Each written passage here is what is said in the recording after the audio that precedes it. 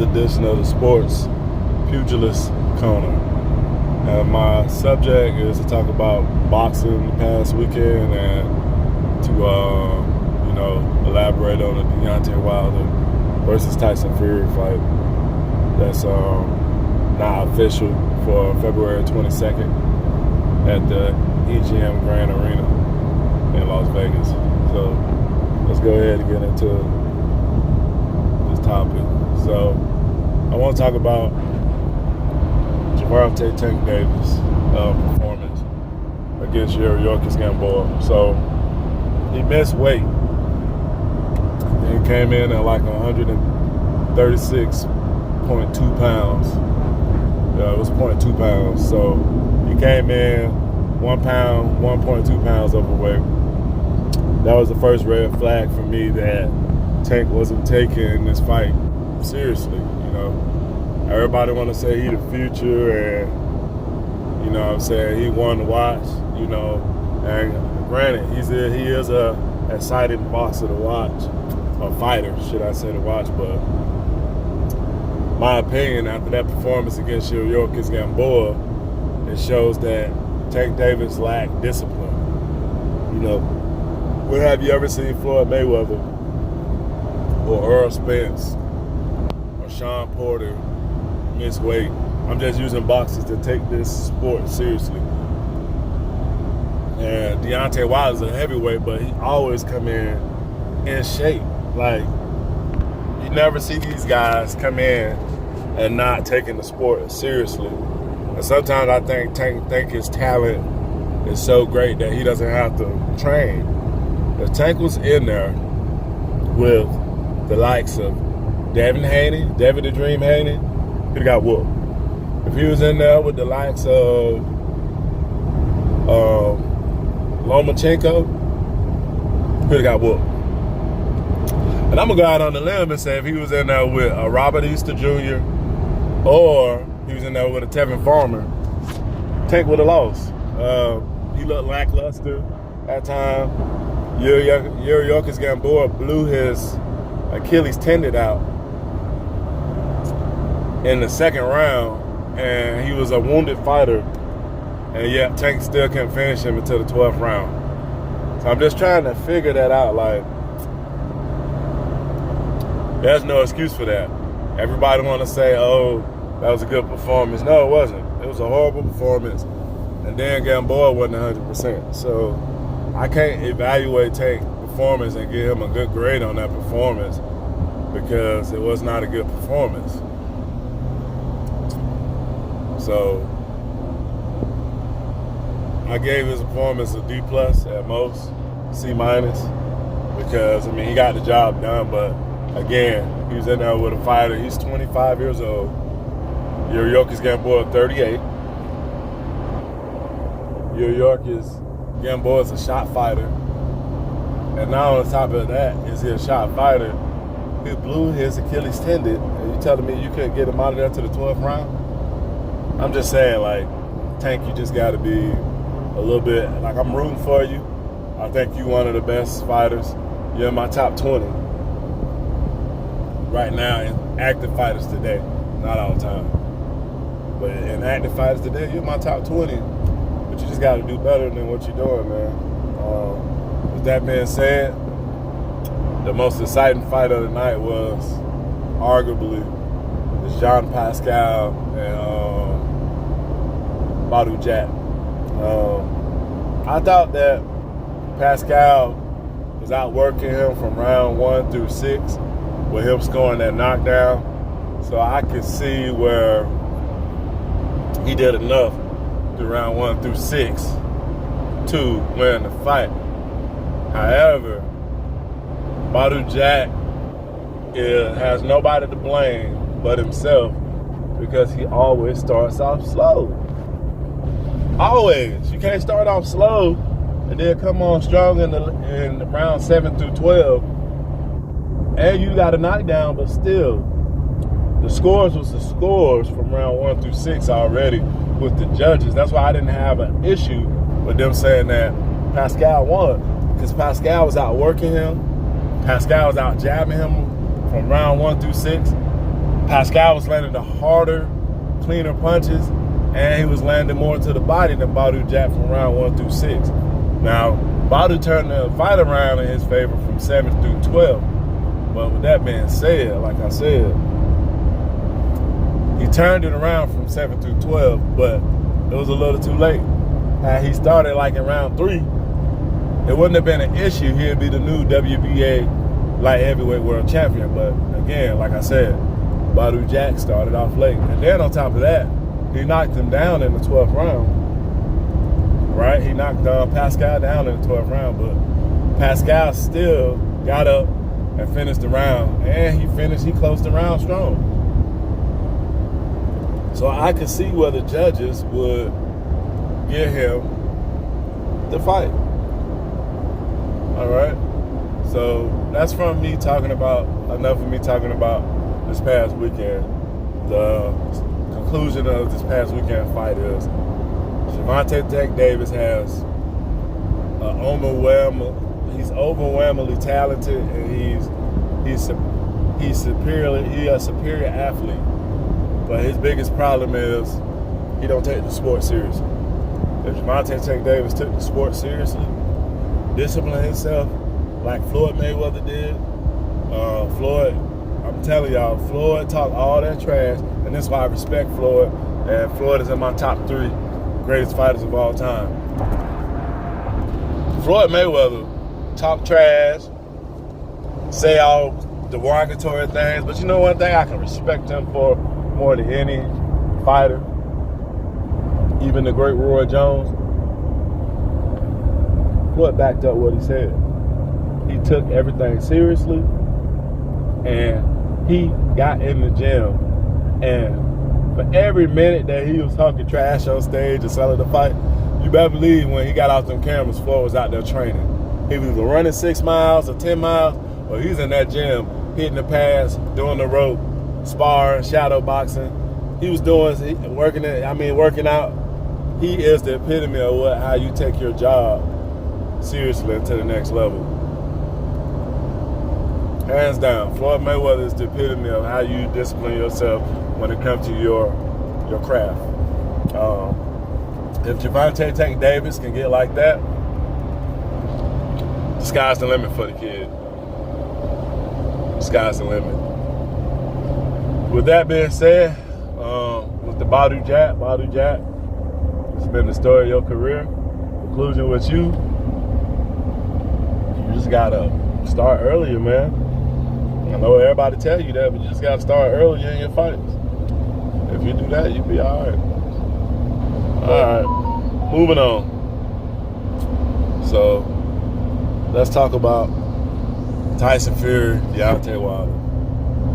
Much anticipated and highly sought after fight is finally official.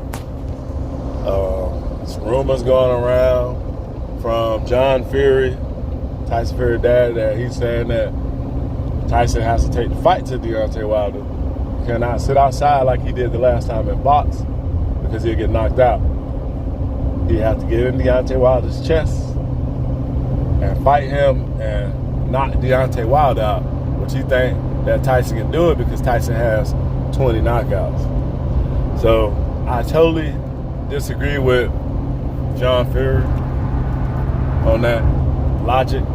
If you coming at Deontay Wilder, everybody that pressured Deontay Wilder comes at Deontay Wilder gets knocked out. Your best game plan was your game plan that you had the last fight. You just got caught. It's just a matter of time. But if you engage with our world heavyweight champion, because that's what I'm going to do, because I'm not going to lie, Deontay Wilder is my favorite fighter, so it is what it is. We all going to be a little biased towards our fighters, so him, I'm a little biased towards Earl Spence. I like Sean Porter, but I'm not that biased with him. I'm biased to Earl Spence and Deontay Wilder, and I'm biased to the Charlo brothers. Like, you know, I love them guys. Them guys can fight.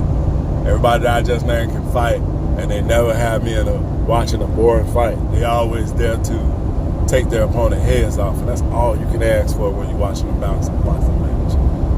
Pacquiao, I put Pacquiao up there because he's still fighting. Pacquiao always give you a exciting fight too because he's gonna throw punches in bunches and give you angles. Keith Thurman used to be an exciting fighter, but I don't know, man. He don't let the riches get to him. Don't got that dog in him no more. You know, I would love to get behind him because he's from Florida, but he just got to do better. Middleweights, exciting fighters. I'm getting a lot off topic, but middleweights, I've already said Charlo. I would love to see Demetrius Andrade fight Charlo. I mean, I would love to see Daniel Jacobs fight them guys too. But I'm going to tell you who I like that got most skills, and I get back on Deontay Wilder and Tyson Fury. That boy Caleb Plant got some skills. Boy got some hands. And so do what's the other super middleweight name that got the belt? David Benavidez. That'll be a great fight. Both of them jokers got fast hands. Both of them jokers can fight. But Caleb Plant he's slick, man. He hit you with that 1, 2, 3 hook, uppercut, come back, jab you to the body, stab you to the body with the jab, go right back to the head. Like, that guy's a good fighter, man. I like Caleb Plant. All right, enough of that. Got off subject. Let me go back. So let's talk about keys to victory to what Deontay Wilder should do, and keys to victory to what Tyson Fury should do. If I was Tyson Fury, he wants to beat Deontay Wilder. He needs to keep the same game plan and just be smarter and just not doing that silly shit he be doing, like, you know what I'm saying? Stop doing that silly shit. Stay behind that long jab and pump that junk the whole night to where you're the taller fighter, longer fighter, and the heavier fighter. You 6'9", Deontay 6'7", but when he stood against Fury, he looked like he was 6'8". But I give him the benefit of the doubt. Man say he's 6'7", I say he's 6'7". But Deontay Wilder, that's what he needs to do if he want to be successful against Deontay Wilder. Jab, jab, jab, jab, jab, make it a boring fight. The moment that you try to do what your dad said, Tyson Fury, you're going to get knocked out. Let me look at the phone again. You're going to get knocked out. You have to stay behind your longer reach. You have like an 86-inch reach. Deontay Wilder has an 83-inch reach. You got a 3-inch reach advantage. Those are your keys to victory. Box, stay behind the jab, and don't do none of that silly shit, because that's how you got caught in the first fight. For Deontay Wilder, Tyson Fury already said he's going to come in heavier. So you're looking at probably in there fighting a 280-pound plus man on that fight. This is what you need to do, Bronze Bomber. You're my favorite fighter, and I want to see you keep being successful. And I'm putting it on camera. Yes, he's my favorite fighter. Shit, I don't care. Don't fuck what nobody else think. Let me go back. But, yeah. I think that you need to stab him to the body often. In the Otto Wallin fight, I watched it like 2-3 times. Tyson Fury does not like to get hit to the body. That left hook to the body that you was doing against Luis Ortiz, throw that shit against Tyson Fury. Double up on that motherfucker if you have to. And what I would like to see you do, because I know you got the talent and the skill, Deontay, I would like to see you throw that hook to the body, take a step to the side, and then come right up to the top with that same hook. So like a double hook. Bam, bam. Roy Jones used to do that jump so good. Bam, bam. And then follow it up with a right hand. Straight down the middle. You throw that double hook, straight right hand down the middle, you probably can knock out Tyson Fury in the first 3 rounds. You heard it here first. But if that doesn't work, like I said, just keep stabbing him to the body with your power. Round 5 or 6, Tyson Fury would be tired of those body shots. He'll be trying to hold on. Then you can take a side step to your right or your left, depending on what stance Tyson Fury is, and disguise that right hand and knock him out. He needs you to knock him out.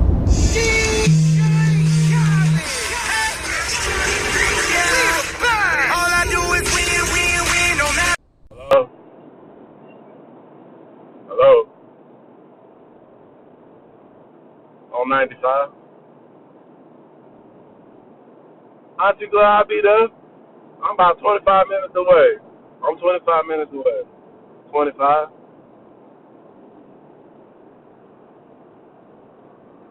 Auntie, I told you that. I was getting out of the heart of Jacksonville. You see where I stay at. People going to work. I know. I know.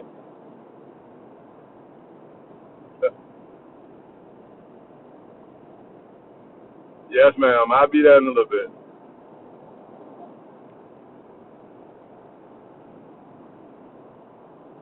Yes, ma'am. I'm on my way. Yes, ma'am. So why they ain't do nothing to it when he was there?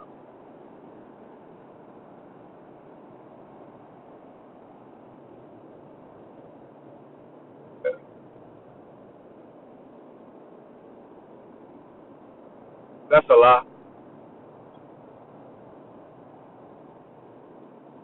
Yeah. Yeah.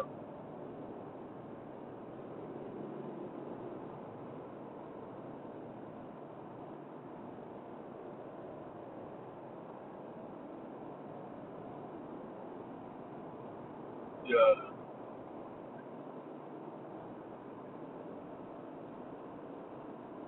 Yeah.